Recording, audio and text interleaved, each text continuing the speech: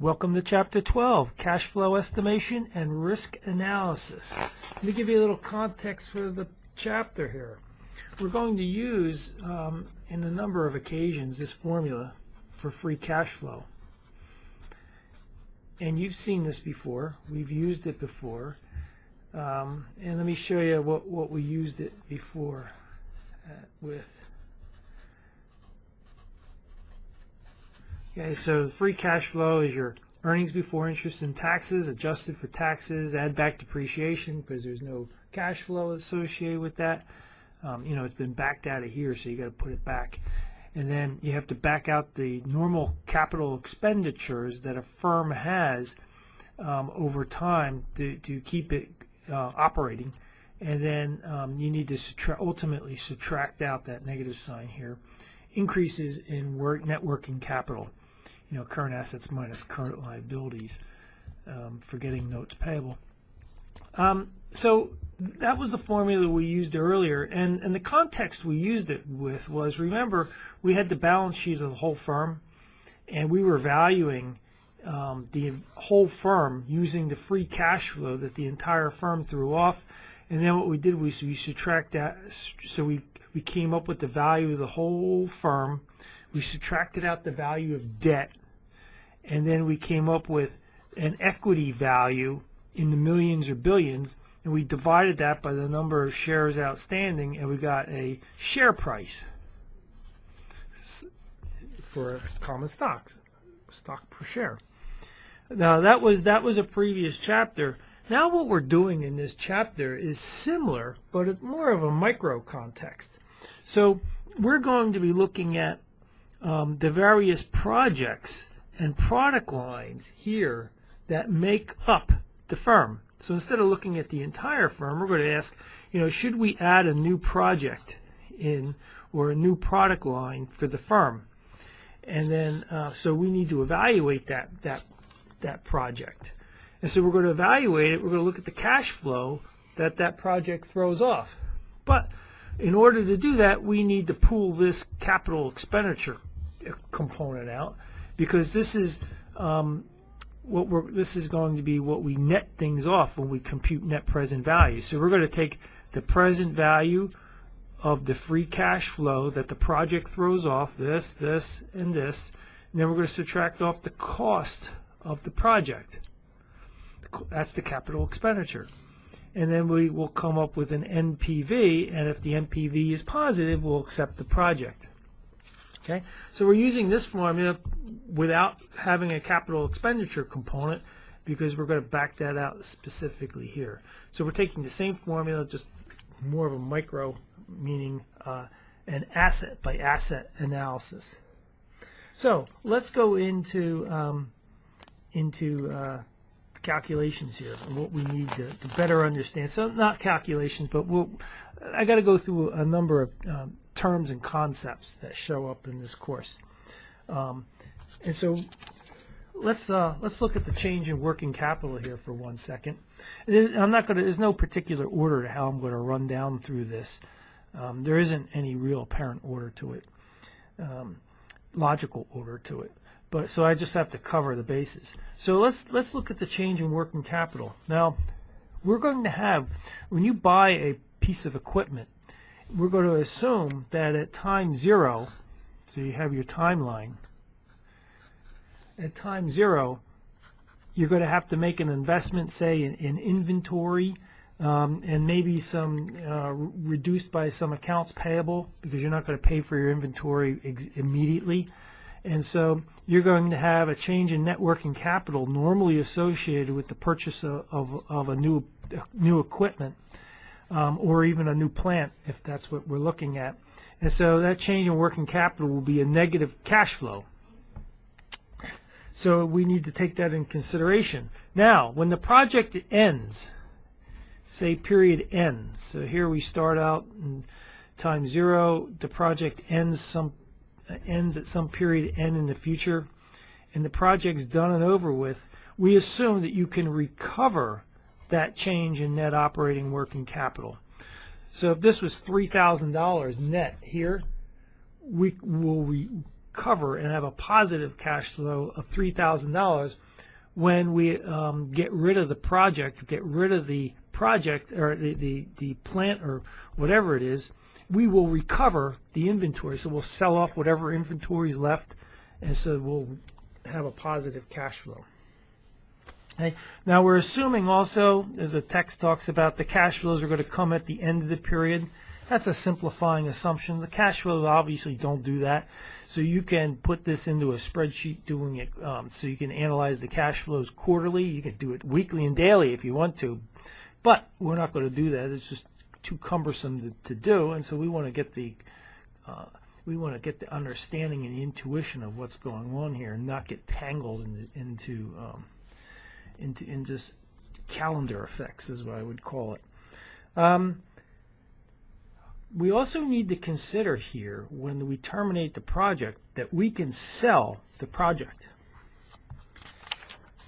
or the equipment or whatever is there. So we need to look at the taxes paid on salvage. So when you sell equipment or property at the end of its life, we're going to call it the proceeds we get, we're going to call salvage value.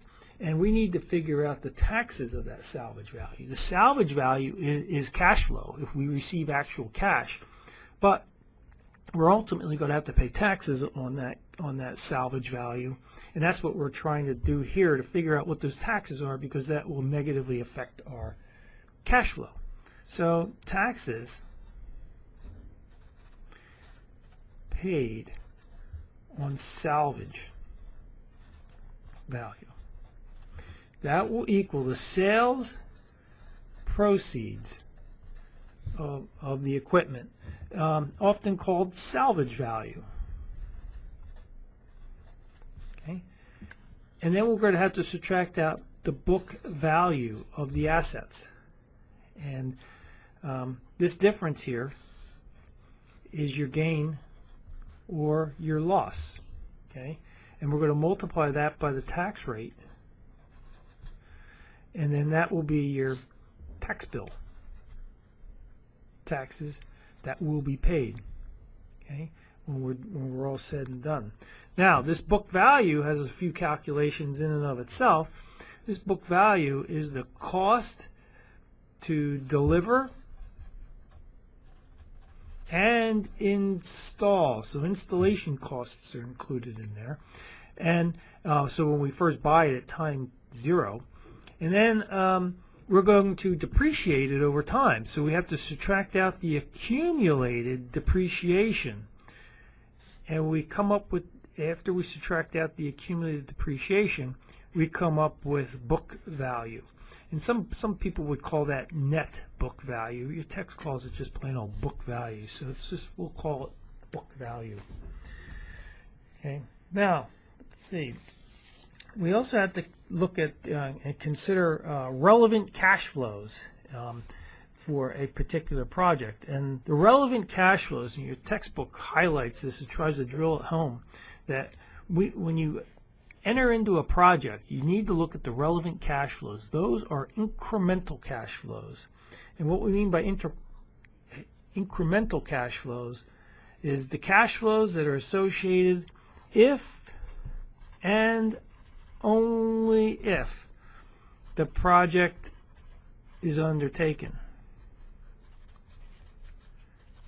Okay, so the incremental cash flows are the cash flows if and only if the project's undertaken. If those cash flows would occur even if we don't take the project on, then they're not incremental cash flows. And that's the point here, the if and only if the project's undertaken. Now, there's two types of projects out there that we can look at. One is an expansion project. That's basically what we did in Chapter 11 when we did capital budgeting. We were just thinking, okay, we're going to buy a brand new piece of equipment, a new building, and what is the NPV associated with that? There's also replacement assets. When you have replacement assets, you need to look at the incremental cash flows associated with the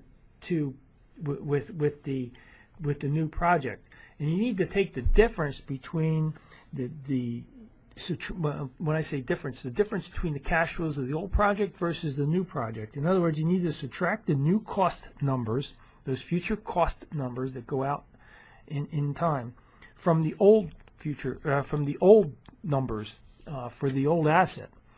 It's best if let me give you an example. I could try to describe it in words, but it won't work very well. So here's the problem.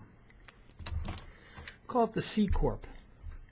And this is in your textbook, problem 12.4. Chang Company is considering purchasing a new equipment to replace an obsolete one. The machine being used for operations has a book value and a market value of 0. So let's write this down. A book value, that equals 0, and market value equals 0.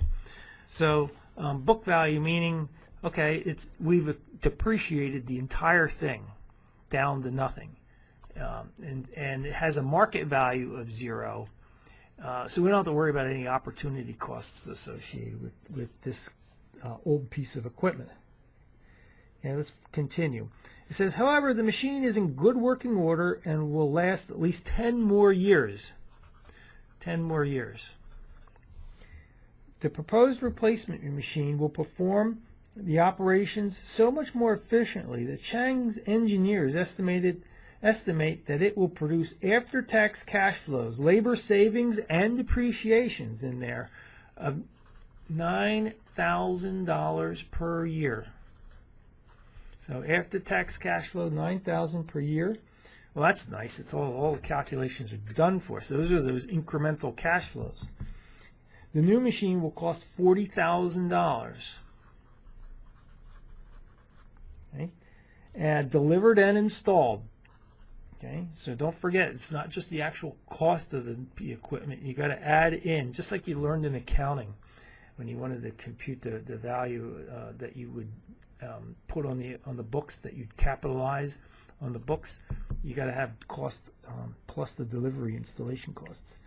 And the economic life of this is 10 years. That's convenient because now it matches up, and that's nice that the old machine and the new machine match up consistently. The new machine has a 0 salvage value of 0. Okay, so that's something you're expecting. 10 years from now, it'll have a salvage value of 0. The firm's weighted average cost of capital is 10%, and the tax rate is 35%. So the question is, should Chang buy this new equipment? Okay, well, let's do the analysis. Timeline. Okay, 10 years it goes out. It's going to cost us $40,000. Okay, I'm going to drop all the 3 zeros out of here so we don't have to keep writing the 3 zeros. So it's going to cost us $40,000 right here, and we're going to get 9, 9, and 9 all the way for 10 years. There's no salvage value, so that's 0 at the end. And now all we have to do is compute the MPV.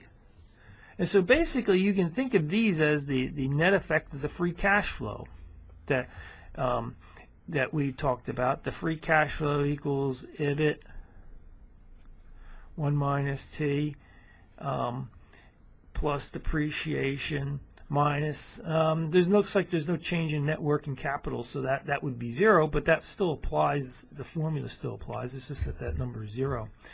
So basically this free cash flow is this 9,000, because this 9,000 was given to us as after-tax cash flow. So now compute the net present value of this. So if you put into your calculator, N is 10, I/Y is 10%, payment is 9,000, or just 9. Future value is 0. Compute present value, and out will pop 55,301. Oops, 301. That's present value. Subtract out the $40,000 costs, and you have a net present value of 15,301. 15,301. It's positive, so we would accept this. Let me rewrite that so you can see it. 15,301 is the NPV for this project. So that's a replacement project. Just take the difference in the cash flows. And it's kind of handy because they gave it to us. But that's the concept. Related to the idea now of incremental cash flows is sunk costs. And I'm sure you covered sunk costs in your accounting course. But sunk costs are an outlay that has incurred in the past. It's money you spent in the past that cannot be recovered. And if that's the case, that is certainly not an incremental cash flow. No matter what happens, you decide to invest in the project or not, this sunk cost has already occurred. So it's not included in the analysis. So it's sometimes very tricky, sometimes human nature, to want to include sunk costs to anchor on what those sunk costs are. And I can give you an example. If you buy a stock and you buy a stock for $100, a lot of people will look at that stock and say, I'm not going to sell that stock until it goes over $100 and I make a capital gain. Well, you're anchoring on that sunk cost. So that $100 has nothing to do with your future cash flows. It's the sales proceeds from it. I mean, ignoring the differentials in taxes, trying to ignore the tax implications of capital gains and losses. You're going to sell the value of that stock is independent of that sunk cost, because you bought it at 100, somebody else bought it at $10 a few years ago, somebody else may have paid 150 for it. All those historical costs are irrelevant to you deciding whether or not you want to sell that stock, and it's irrelevant to the value of the stock, what you paid for it in the past. So be careful of sunk costs. The other thing is even more trickier thing is externalities. There's negative externalities within the firm, and that is negative externalities within firm. Negative externalities that comes about through cannibalization, as an example. Let's say you're Ford Motor Company, you come out with a new SUV. You come out with a new SUV, it's very likely to cannibalize and reduce the cash flows associated with your other SUV product lines that are out there. You come out with a new sedan, it's going to eat away at the sales you're getting from those other lines. So you need to consider that when calculating cash flows. That's hard to do, it really is, and you have to think about that carefully. Any problem that you're given in the text would have to be very clear on how those calculations work. But in the real world, it would take a lot of judgment.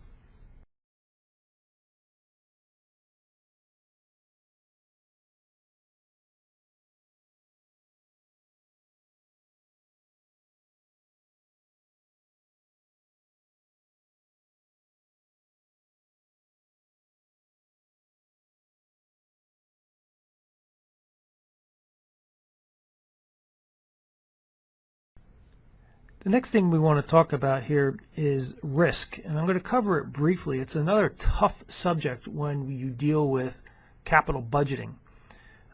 Risk is much more quantifiable and much easier to wrap your head around when you're talking about stocks or bonds. But here we're talking about risk, and the textbook talks about 3 forms of risk that are out there. There is standalone risk, which we've heard before in this course.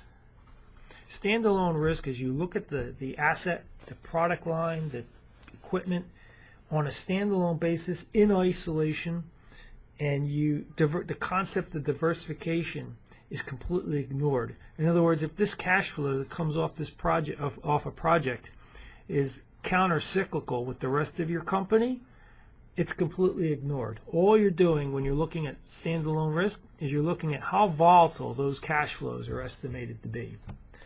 And cash flows are estimated. So keep in mind that when you estimate in the text, when we're looking at projects and we're saying, look, it's going to cost 40,000 and we're going to get 9,000. This is what we expect to get in terms of cash flow.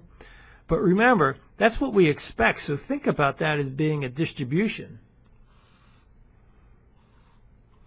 A normal distribution of 9,000. That's what we expect, 9,000.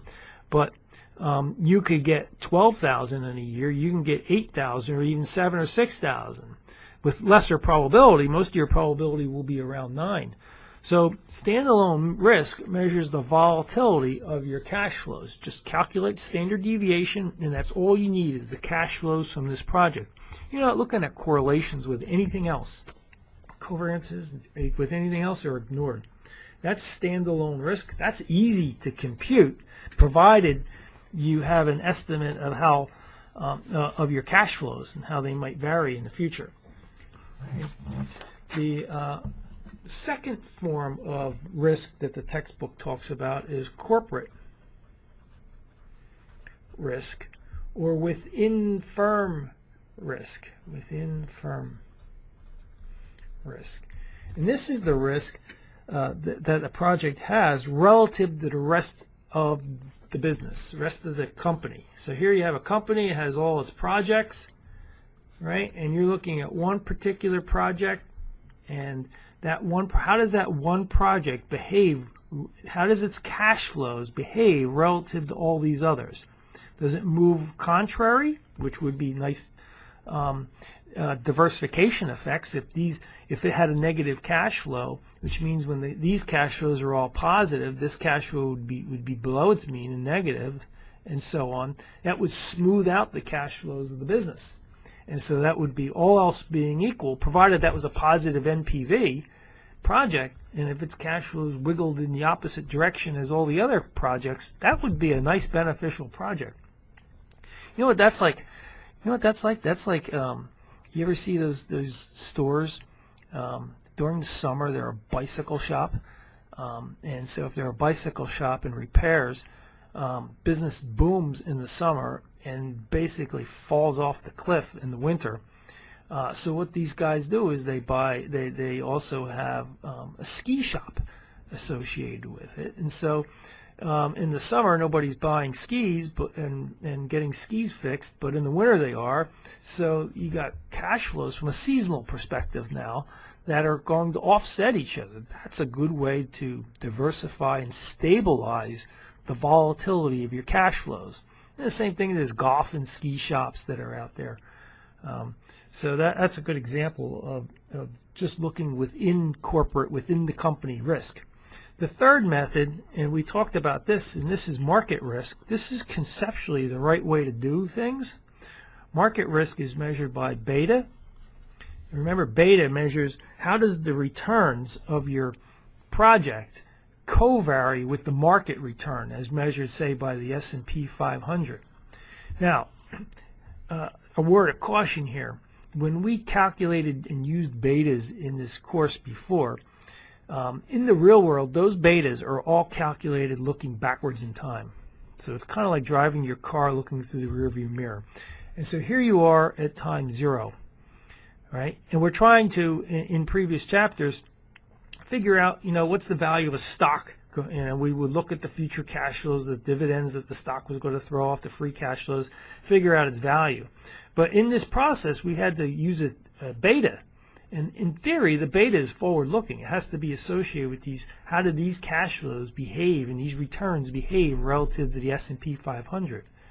But the problem is the S&P 500 is almost like totally. I shouldn't say totally. It's highly random. You can't really predict it. So you can't really come up. It's going to be hard to estimate the cash flows, and then you got to try to estimate the returns of the S&P and how they covary. You're not going to be able to do that. That's going to be so hard. So what people do is they get the beta historically. They look backwards in time, and they can see what the cash flows and returns were in the past. They know what the returns of the S&P were in the past, and they calculate the covariance and correlation. Easy. Okay? But the problem with that is, again, you're driving your car looking through the rearview mirror. Stocks are forward-looking, and they're looking this way, and you just went and evaluated the risk based on historical numbers.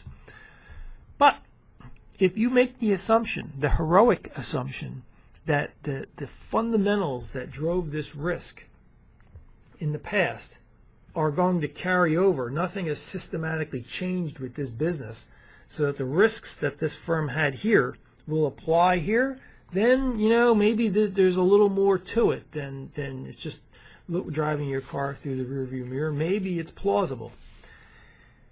That's the way the world works in forecasting things, but again, it's not that reliable. So the point here in this chapter is to realize that we should be looking at the cash flows of projects and how they co-vary with the S&P 500 to come up with a beta by project.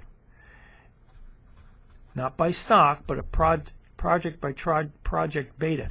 And so conceptually, by the way, a firm, you got the balance sheet, you got project A, B, C, D, E, and so on.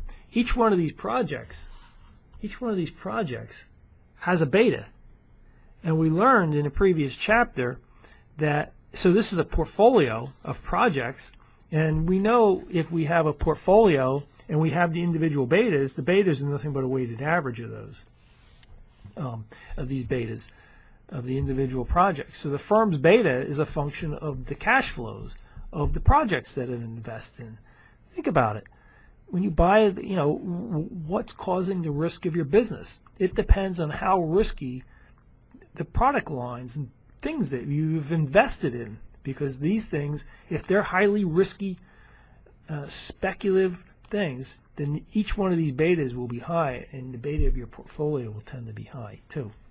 So where I'm getting at here is the beta of a project is very hard to calculate. It's more conceptual and theoretical than anything, and so you may come across these types of problems in the text, and you just need to work with them and assume that, okay, this beta, this is what the beta is going to be, and just don't second guess it.